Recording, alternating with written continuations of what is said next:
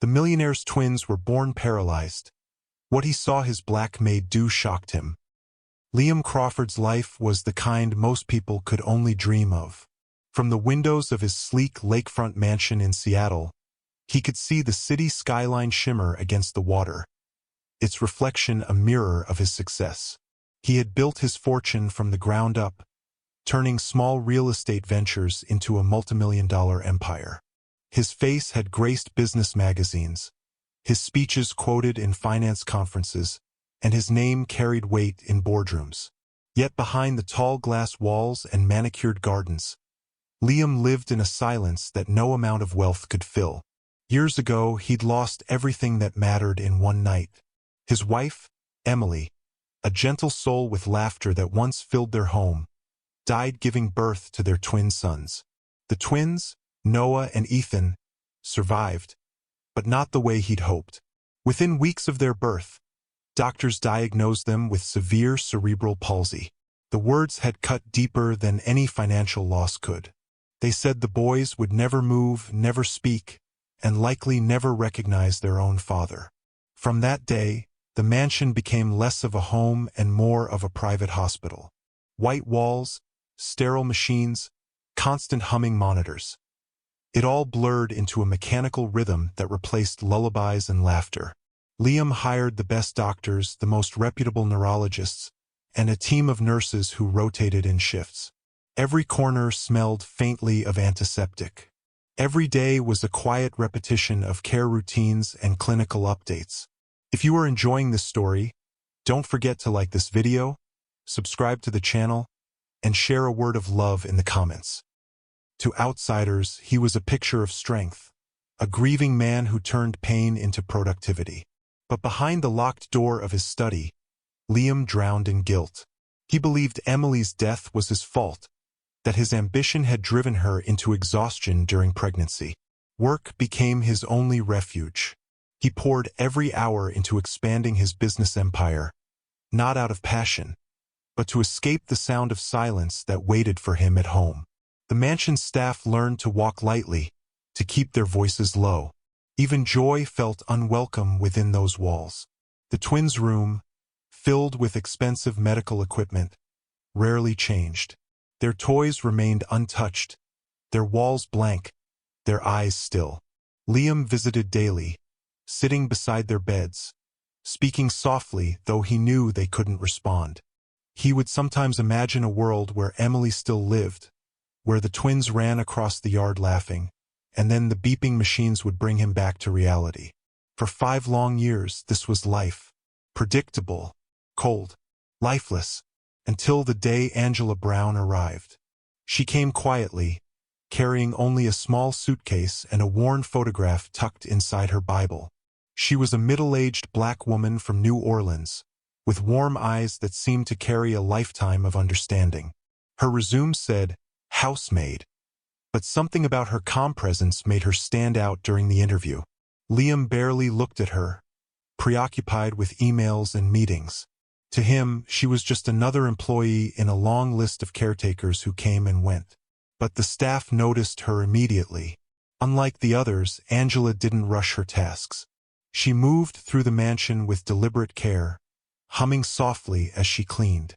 She treated every object as if it had a soul. When she entered the twins' room for the first time, the air seemed to shift. She didn't recoil at the sight of the machines or the tubes. Instead, she stood quietly beside their beds, her hands folded, as if she were greeting old friends. In her first week, nothing seemed unusual. She cleaned the nursery, organized the medical supplies, and kept to herself for the most part. But the nurses began whispering. They said the boys reacted differently around her. Their eyes moved slightly when she spoke. Their fingers twitched when she adjusted their blankets. Could have been a coincidence or wishful thinking. Still, word reached Liam, who brushed it off with irritation. Years of false hope had hardened him. He didn't need miracle talk. And yet, curiosity lingered. One night, long after the staff had gone to bed, Liam found himself restless. He poured a drink and wandered through the halls, his footsteps echoing faintly. Passing by the nursery monitor, he noticed something odd. A faint glow on the screen. Angela was inside the twins' room, sitting between their beds. She wasn't cleaning. She was talking. Her voice, soft and rhythmic, drifted through the speakers.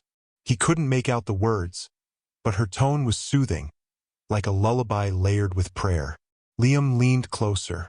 He saw one of the twins, Noah, shift ever so slightly. It was barely perceptible, but it was movement. His chest tightened. He replayed the footage twice to be sure, thinking perhaps it was a flicker of light or a camera glitch. But no, the boy's head had moved for the first time in 5 years. He told himself it meant nothing. Maybe just muscle spasms. Maybe a coincidence. But deep down, a small spark of hope stirred. One he didn't dare admit to himself. Over the next few days, he observed quietly.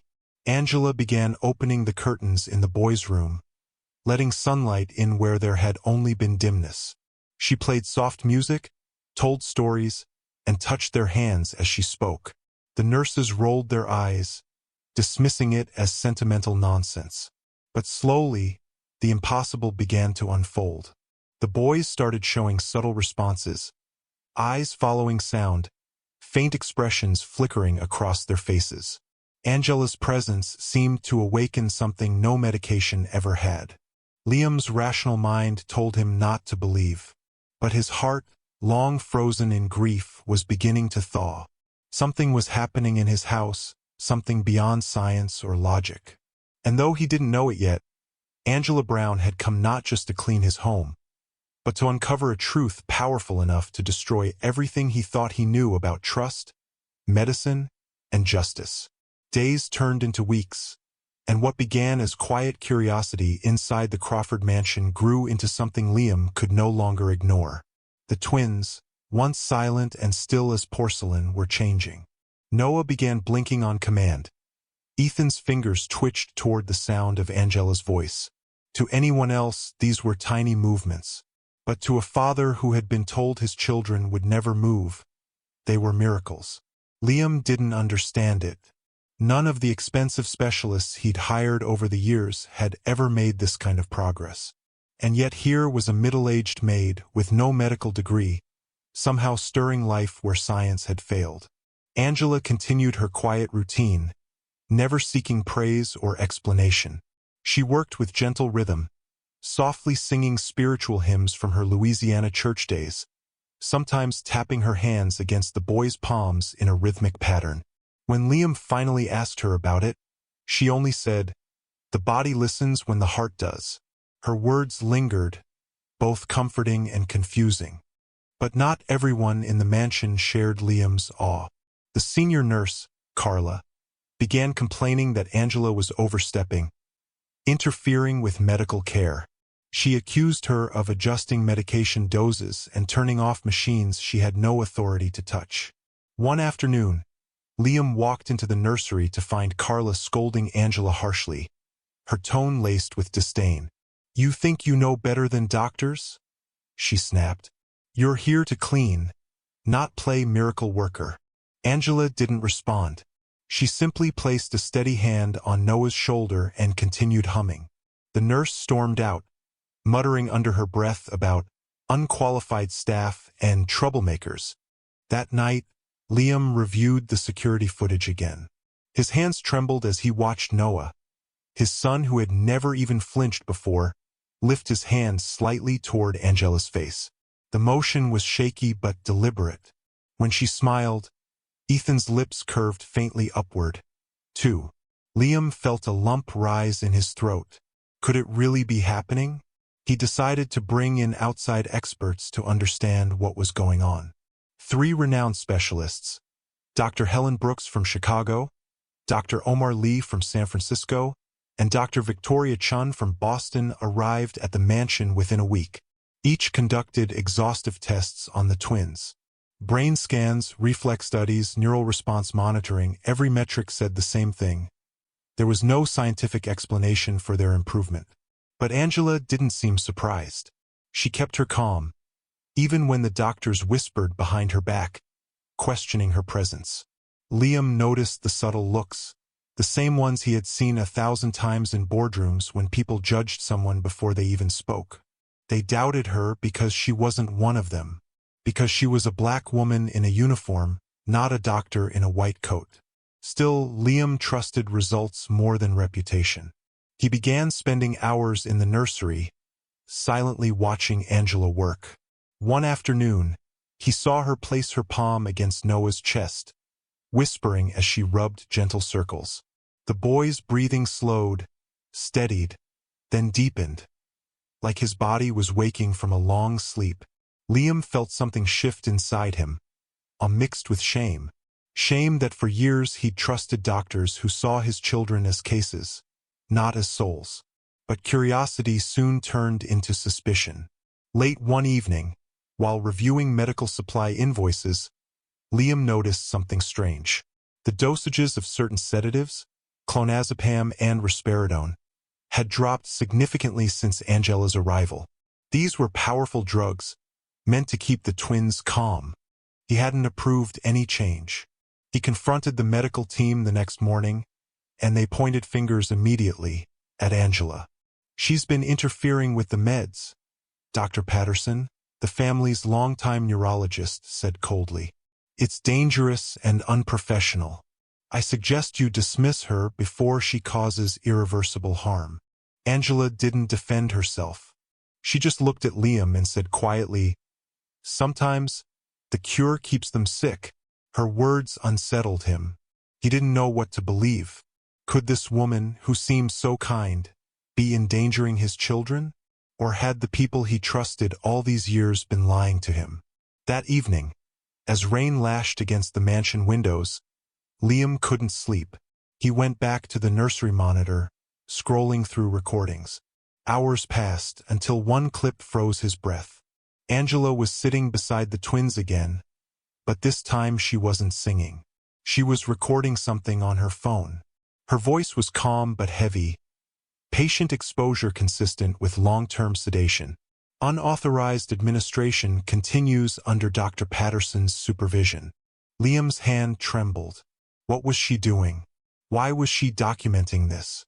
He fast-forwarded through the footage, more clips, more notes. Medical bottles are lined up. Labels photographed. Angela wasn't harming his children. She was gathering evidence. The next morning, he demanded answers.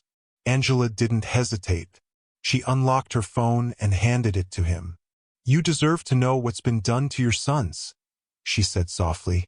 Liam scrolled through the files in silence, audio recordings of Dr. Patterson laughing about how easy it was to milk a grieving father, toxicology reports showing dangerously high sedative levels in the boy's blood, and names of other patients, children, across the country who'd been kept in similar conditions. A network of doctors exploiting disabled children for research funding and pharmaceutical profit. His stomach twisted. For years, his trust, his money, had kept his children drugged and motionless. Angela's eyes met his. "I've seen this before," she said. "I couldn't stay quiet again." She told him about her past, the pediatric care home in Louisiana, the children she'd watched waste away under treatment, how she'd exposed a similar ring once before, only to lose her job and her reputation. Liam's world tilted. Everything he thought he knew about his son's condition, their care, their doctors, was a lie. He contacted Dr. Margaret Ellis, Emily's former research partner, who confirmed what Angela suspected. The drugs were given in quantities far beyond medical need. They had kept the twins docile, not treated.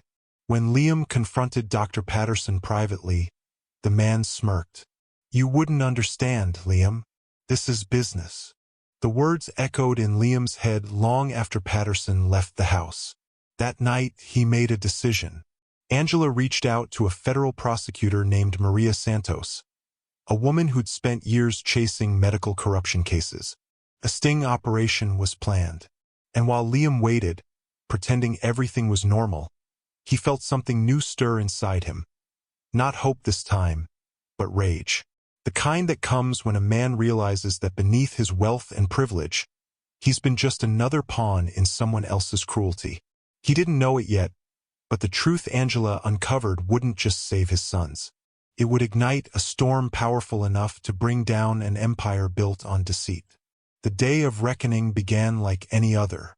The morning light filtered through the Crawford mansion's wide glass windows, washing the marble floors in a golden calm that felt undeserved.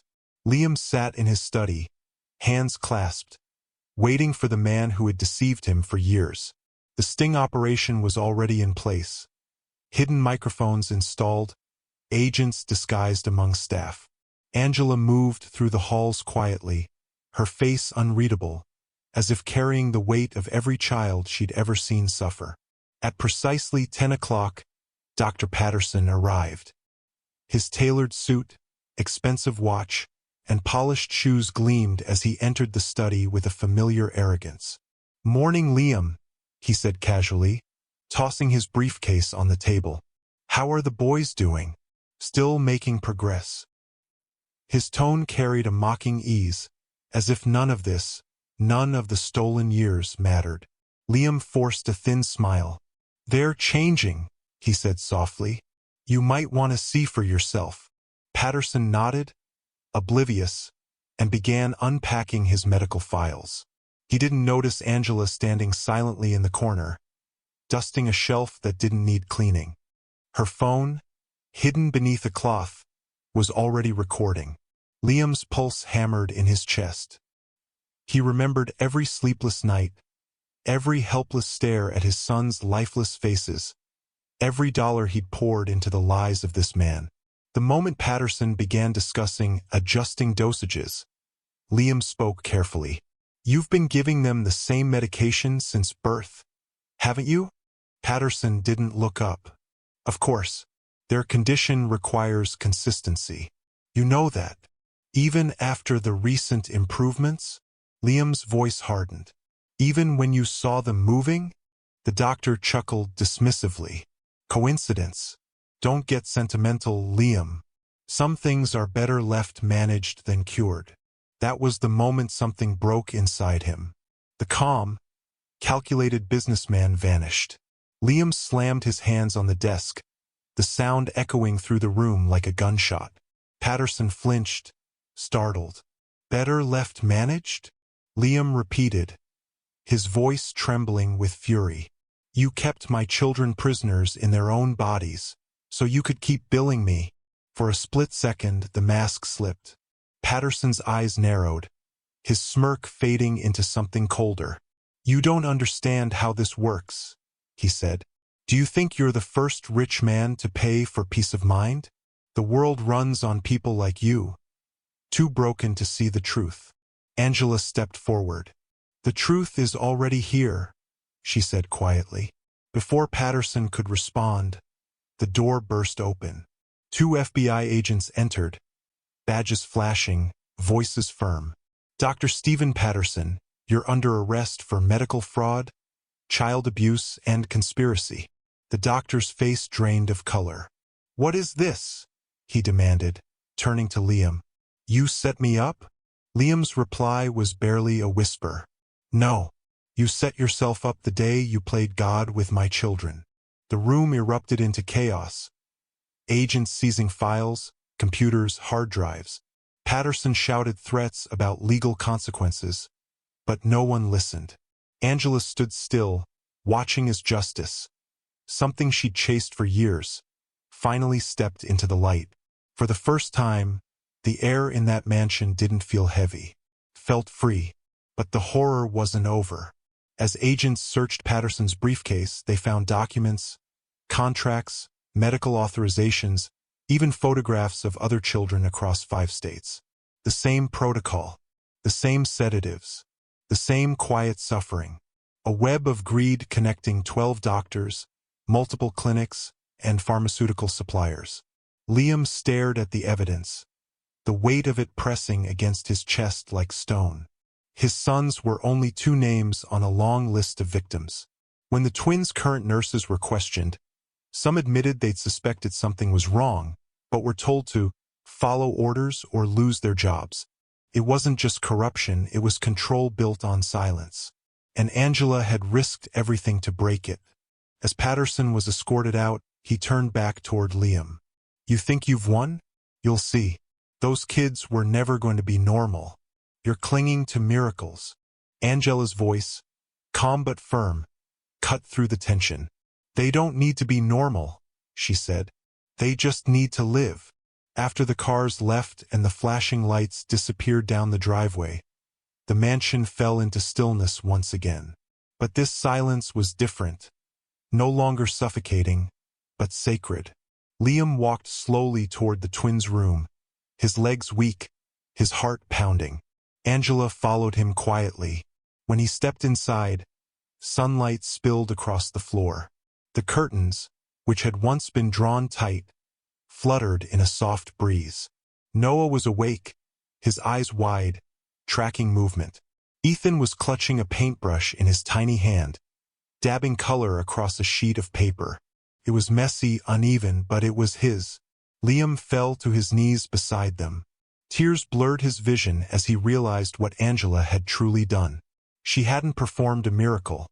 She had given his sons a chance to exist, to feel, to breathe without fear. He looked up at her, his voice breaking. How did you know? Angela smiled faintly. Because I've seen what happens when people are silenced. And I refuse to watch it happen again. Her words lingered like a prayer, echoing through the quiet room. For the first time in years, the mansion felt alive. Not with money or status, but with something real. Outside, the media frenzy began. Helicopters hovered over the lake, reporters crowded the gates, and headlines erupted across the country. The Crawford medical scandal, but inside none of that mattered. Liam sat with his sons, holding their hands, feeling their warmth. He realized that Angela had done more than expose corruption. She had forced him to confront his own blindness. The privilege that had protected him had also blinded him to injustice. And now that he'd seen it, he could never look away again.